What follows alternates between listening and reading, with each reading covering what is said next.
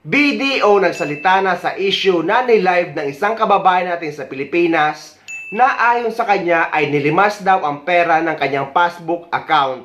Pero ayon sa statement ng BDO, lahat daw ng online withdrawal ay kagagawan mismo or ginawa mismo ng account holder na kinukonsider nila as valid transaction. Meaning guys, ng account holder ay siya mismo ang nakapangalan sa account at ginawa daw niya ang transaction online kaya nawala or naubos ang pera sa passbook account. At ayon pa sa statement ng BDO na sinabihan daw sila ni Mr. Glenn Cañete na ayusin daw nila ang issue within their family or sila munang magkakapamilya. So eto nga guys yung nabasa kong comment na dating taga BDO na bago ka mag-live sa social media or bago ka umiyak online ay alamin mo muna ang ugat or punot dulo ng issue. Sabi pa ng iba na baka tama nga yung mga nababasa nila sa comment na yung anak lang nila ang gumawa. Dahil nga ang sabi ng BDO ay account holder mismo ang nag-withdraw online.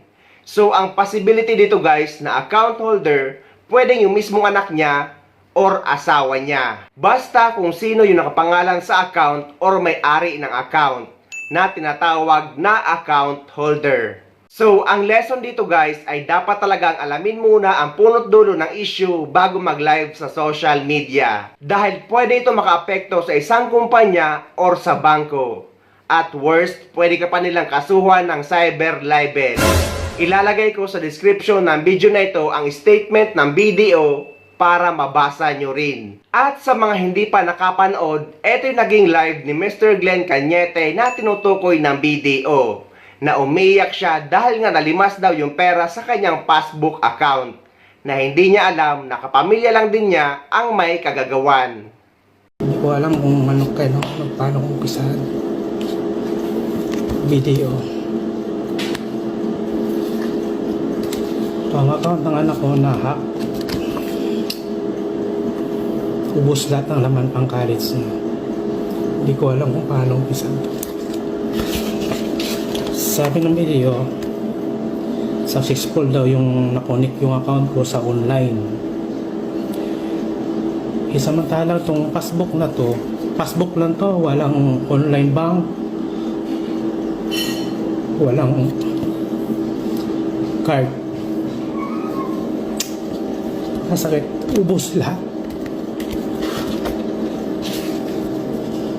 345,000 nilimas lahat ng akin. Pakasakit.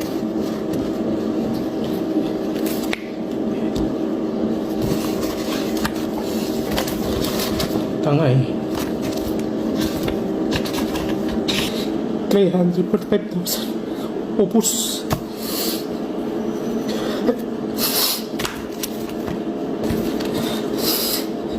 Kahimin na ng video sa akin. Sabi, hindi na raw makuha yung pera. Successful daw yung nakonik sa online bank. Ngiti yung card na to.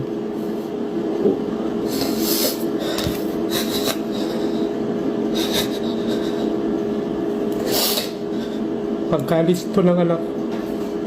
Pero ubos.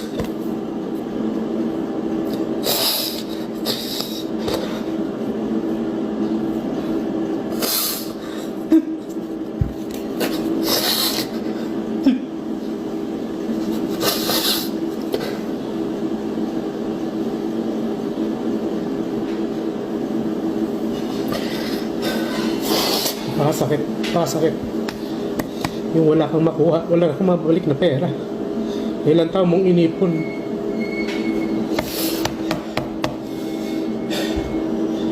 Video, baka naman magawa niyo pa ng paraan.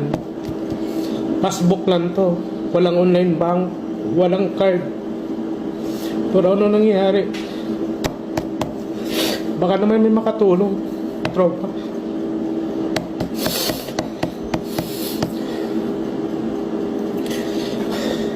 Pagkalit ito ng anak ko, pero ubos. Pakasakit.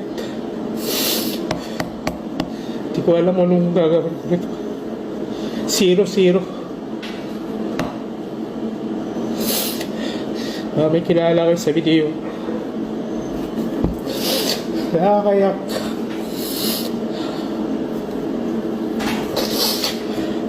Guys, patulong naman. Please.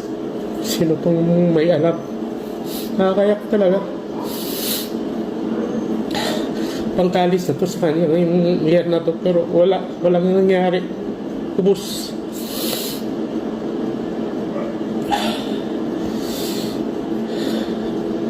Kaya sa inyo guys, may video kayong account.